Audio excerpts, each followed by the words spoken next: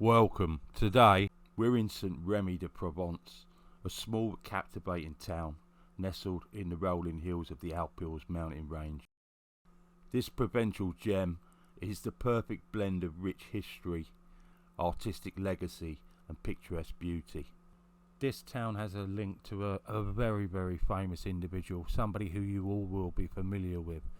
And it's the setting of a somewhat tragic but also very celebrated period in this person's life. I'll tell you more about that as we take a look around the place.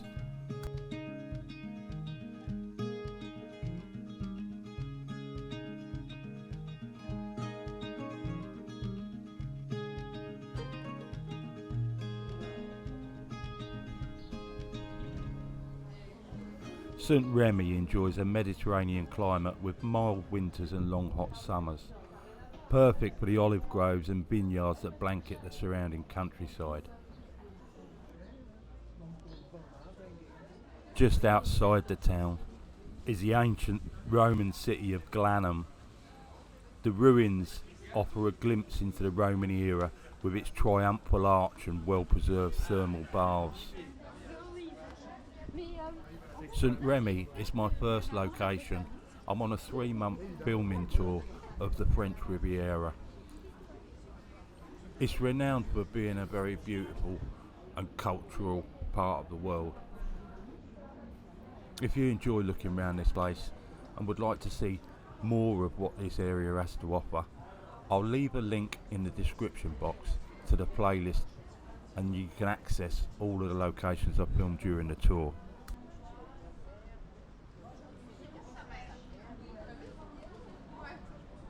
You'll notice as we walk around, there are lots of little galleries, most of which are free, and some of which you can see the artist at work.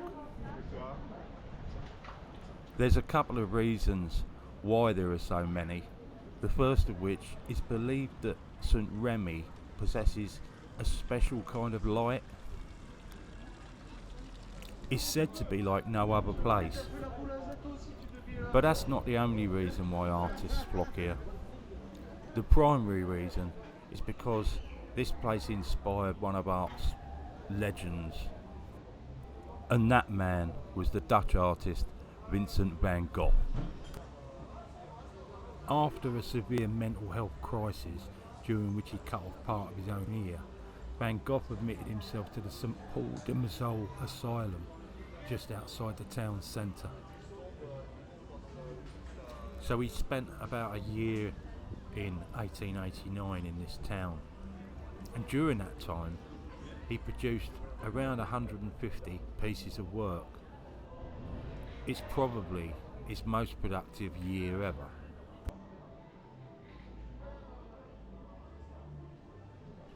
Nobody knows for sure why he harmed himself like that. Many have suggested it was due to tensions with another artist whom he lived with. But there are also reports that after cutting off part of his ear, Van Gogh reportedly wrapped it in a cloth and delivered it to a woman named Rachel, who was a prostitute at a local brothel in Arles, where he lived at the time.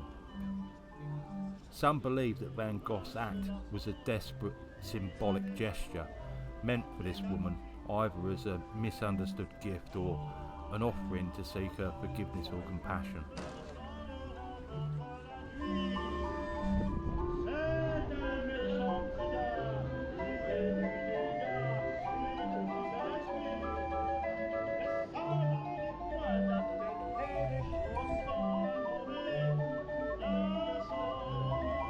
I came here to discover the real France. Well, it doesn't get much more French than that, does it?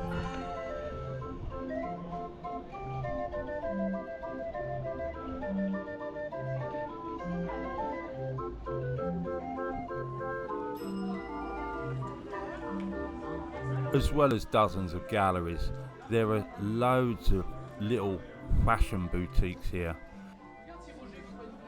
They're not the big fashion houses that you'd expect to see in places like Saint-Tropez. Instead, they're little, maybe family-run places, very authentic. And there's a huge cafe culture in this town. It's not the cafe culture that we've developed in the UK with the names like Prezzo and the mainstream places. Here it's more of an organic, less contrived and completely natural culture. In Spain they have siesta. Well, many French businesses close down for 2 to 4 hours every afternoon, giving workers the chance to eat lunch and spend time with friends and family. It's a general attitude of slowing down to enjoy life. What I found strange about this was that I'd be walking around in this town and it would be lively like it is now, but then during the time a lot of the businesses close and the people go to have lunch, and it becomes a bit of a ghost town for a while and then comes back to life again.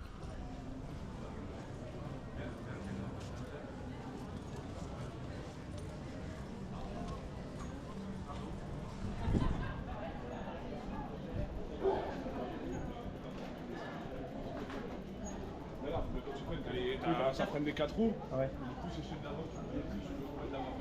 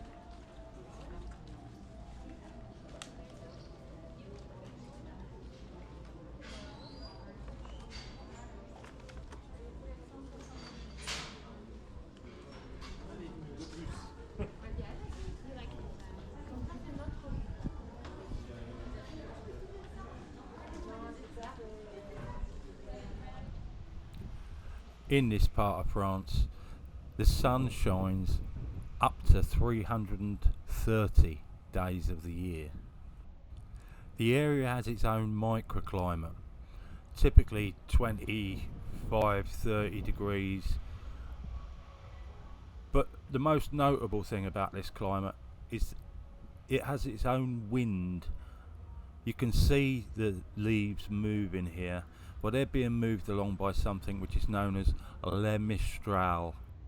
I was speaking to a local in a place called Gassien, and he explained to me that the French consider the mistral to have 3 levels: low, medium and high.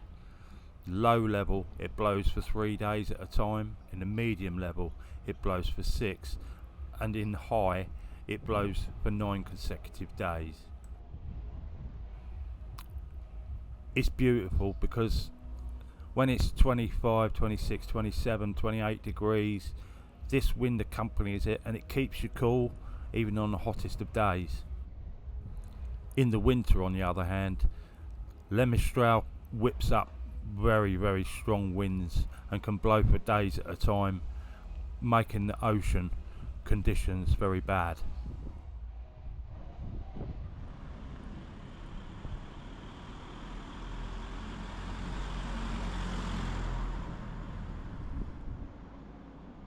St Remy's full of little tiny alleyways and very narrow roads, most of which don't have any traffic on. It's a really great place to just wander around aimlessly. There are a few things to do here as well though. There's a variety of museums, and I also found that they do a walking tour around the town where you can go and stand where Van Gogh did some of his paintings and actually look at what he saw at the time and look at it in comparison to what he produced.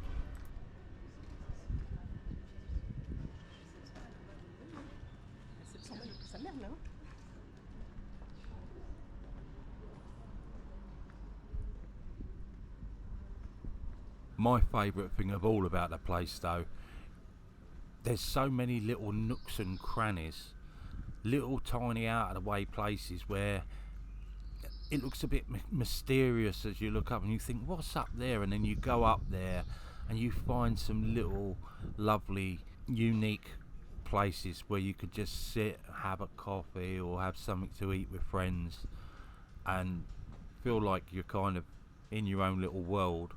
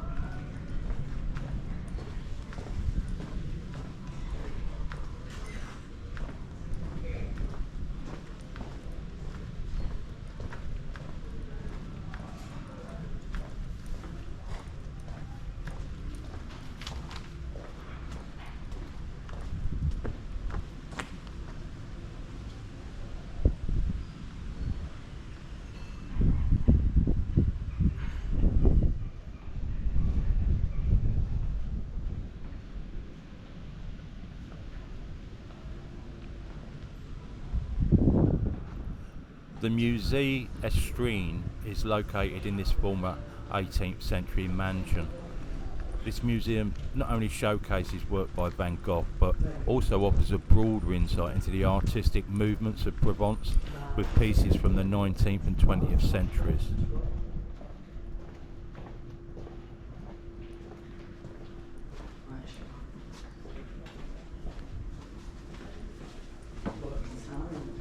Là, il dit l'avocat, il est hyper confiant, il leur dit que le seul truc, c'est que ça produit entre 1 à 2 ans. Enfin, et l'avocat, il dit rendez-vous, il est sûr.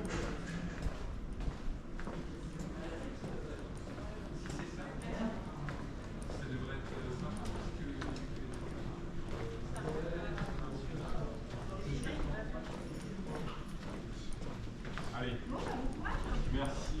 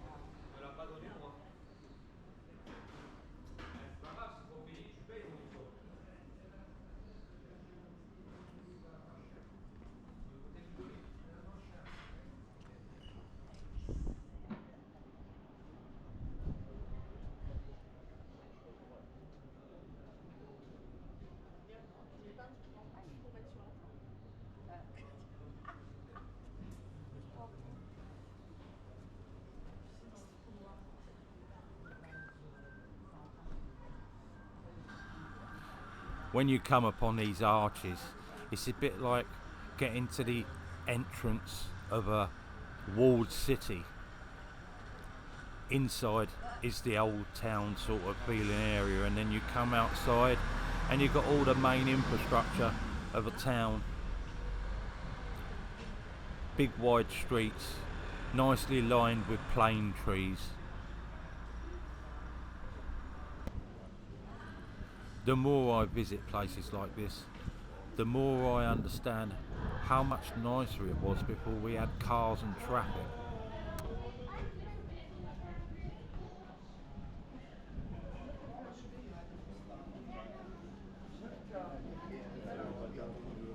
لا ماشي الباترينا نقدر ناخذ بعدين لا تعال وين